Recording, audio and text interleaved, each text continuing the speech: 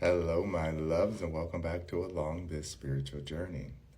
So, when it comes to agreeing or disagreeing with others' process of thought, I have learned that it's not so much that I need or require someone to agree with me, but there is a level of discourse where I understand that we cannot be subjugated to our own emotional triggers or instabilities.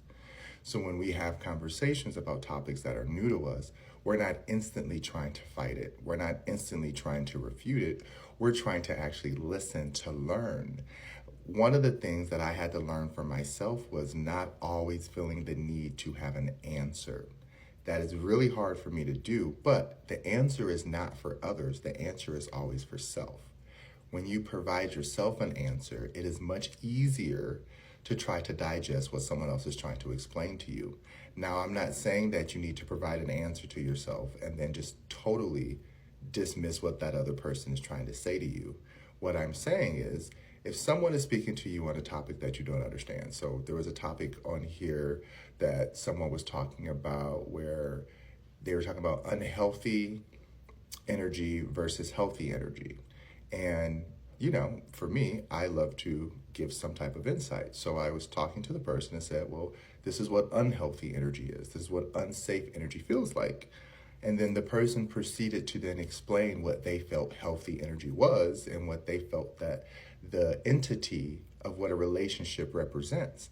And I said, that is fine. That is if what you want the relationship to represent, but that's not answering your own question, which is, what is unhealthy energy?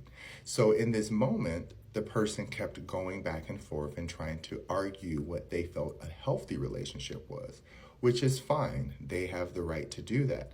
But then again, in this moment of discourse, we have to understand that that's not the topic at hand. The topic at hand is, how can someone get to a point of unhealthy or unsafe emotions in a relationship that they feel the need that they need to get up and leave the other person per se in the dark. And the person was not understanding, like, how can you just give up on someone? That's what I heard. And what I was trying to explain is, it's not that someone just gave up. It was an accumulation of energy that that person could no longer hold or store for that person. And so therefore they had to leave. In this moment of our conversation and communication, the person did do a little bit more back and forth, but then it got to a point where I was like, look, I'm not here to argue with you. I'm telling you the answer to a question that you asked. Now, if you have an experience that you're emotionally tied to, say that, so that then you can get to the answer and the truth for yourself much quicker versus going back and forth to try to find the truth from others, because that's exhausting. When someone else has to explain their truth to you, that's exhausting, especially if you're not taking the time to digest it and try to incorporate it into thought. Because that's what empathy is. In order to empathize with someone, you have to sit in that situation and say, they're not seeing what I'm saying, but I'm also not getting through to them. So if it matters to me, I need to stop, slow down, and think about what's going on and give them the space to express. And once they express whatever they need to express, then you can go back into the topic and say, okay, that is an individual experience, and I understand how that affects how you think and feel, because we are individual species first, and then we join the collective with our ideas and thoughts. When you do so, remember that emotional tangibility matters. If you are tied to a thought more so than the emotion, you're going to be tied to the outcome of making sure people hear that thought. If you are tied to the emotion more so than the thought, you're going to be more tethered to the idea that someone needs to feel how you feel. It's about meeting back in the middle. I can feel how you feel. I can see how you think. Can you do the same for me?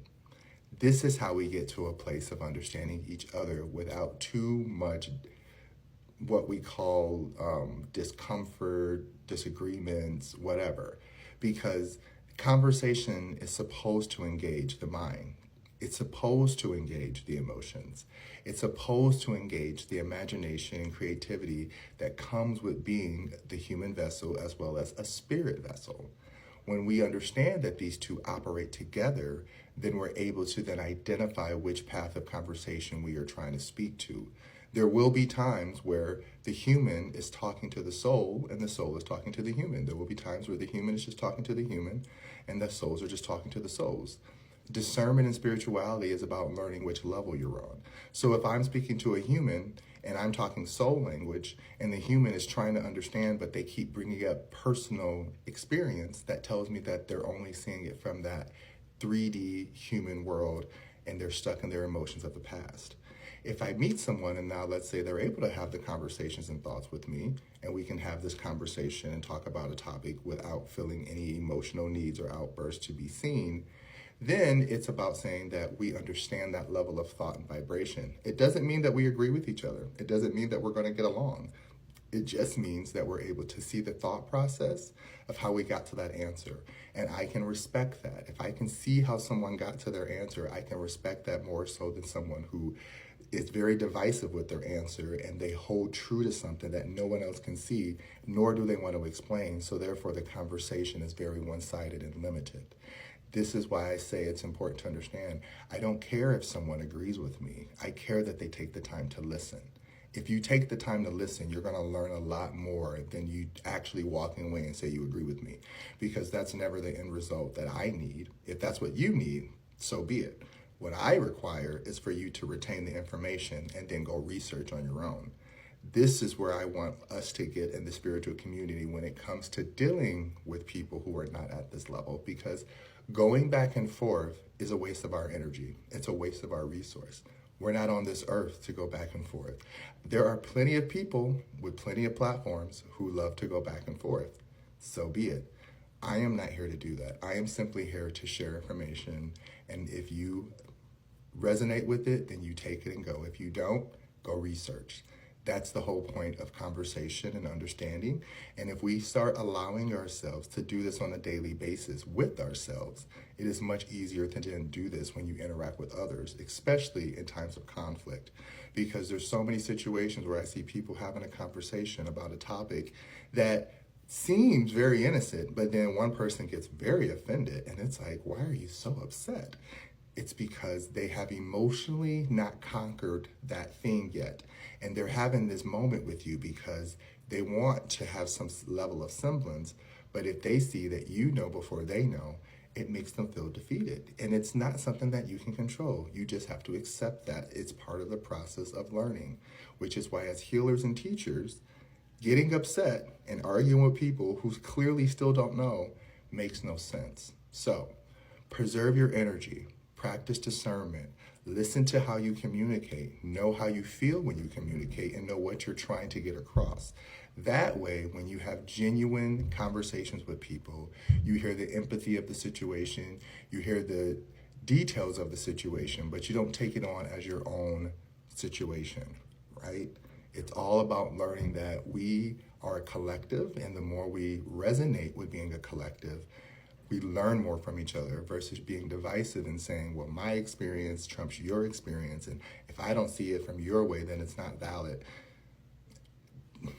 That gets you nowhere, because now you're pushing yourself into a world of saying it has to be presented this way only for me to receive it.